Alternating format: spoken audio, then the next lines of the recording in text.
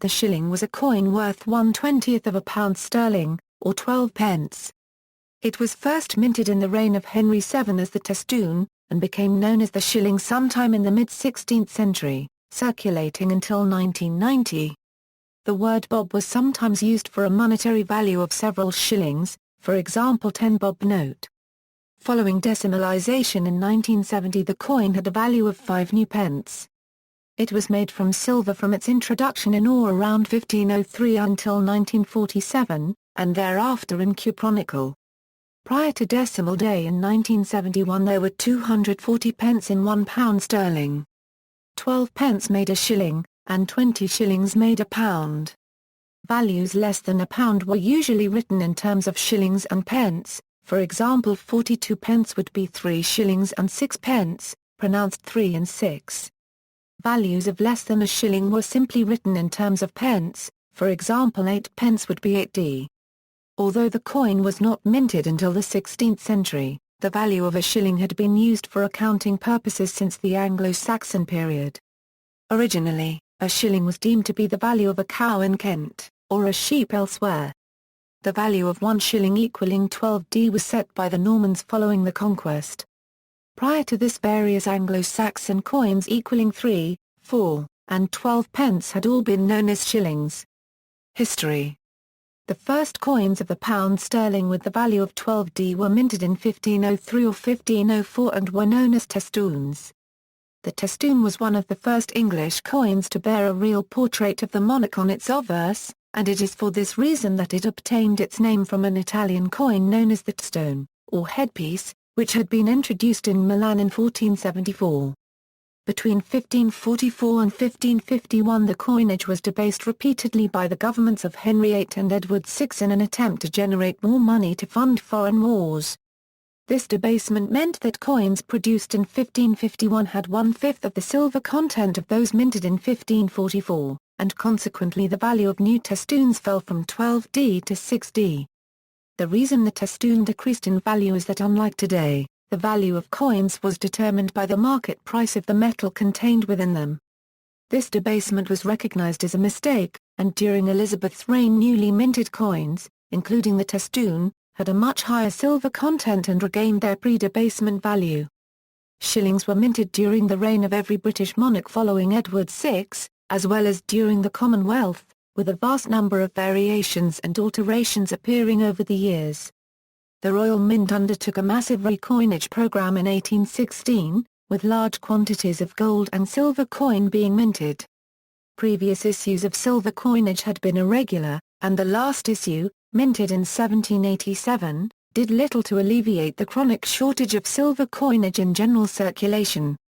New silver coinage was to be of .925 standard, with silver coins to be minted at 66 shillings to the pound. Hence, newly minted shillings weighed 87.273 grains or 5.655 grams. The Royal Mint debased the silver coinage in 1920 from 92.5% silver to 50% silver. Shillings of both alloys were minted that year. This debasement was done because of the rising price of silver around the world, and followed the global trend of the elimination, or the reducing impurity of the silver in coinage. The minting of silver coinage of the pound sterling ceased completely in 1946 for similar reasons, exacerbated by the costs of the Second World War. New silver coinage was instead minted in cupronickel, an alloy of copper and nickel containing no silver at all. Beginning with Lord Wriothesley's proposals in the 1820s, there were various attempts to decimalize the pound sterling over the next century and a half. These attempts came to nothing significant until the 1960s, when the need for a currency more suited to simple monetary calculations became pressing. The decision to decimalize was announced in 1966, with the pound to be redivided into 100, rather than 240, pence. Decimal day was set for February 15, 1971, and a whole range of new coins were introduced. Shillings continued to be legal tender with a value of 5 new pence until 1990. Design. Testoons issued during the reign of Henry VII feature a right-facing portrait of the king on the obverse. Surrounding the portrait is the inscription Henricus DGRA Rex Angle ZFRA, or similar, meaning Henry, by the grace of God, King of England and France. All shillings minted under subsequent kings and queens bear a similar inscription on the obverse identifying the monarch, with the portrait usually flipping left-facing to right-facing or vice versa between monarchs. The reverse features the escutcheon of the Royal Arms of England, surrounded by the inscription POSVIDEVM ADIV TOREM EVM, or a variant, meaning I have made God my helper.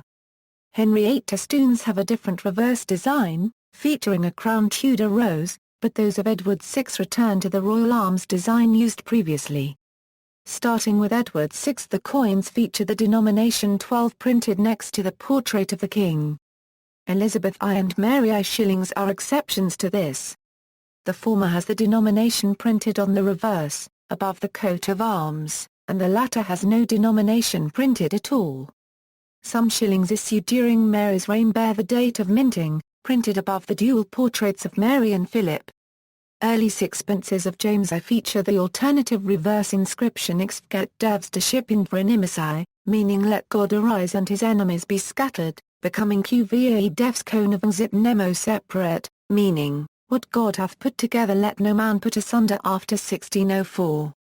In popular culture, a slang name for a shilling was a bob. The first recorded use was in a case of coining heard at the Old Bailey in 1789, when it was described as cant, well understood among a certain set of people, but heard only among criminals and their associates. In the Gambia, white people are called tubabs, which some claim may derive from the possibility that locals, every time encountering a Westerner, requested 2 shillings, or from the colonial practice of paying locals 2 shillings for running errands though some consider this explanation implausible.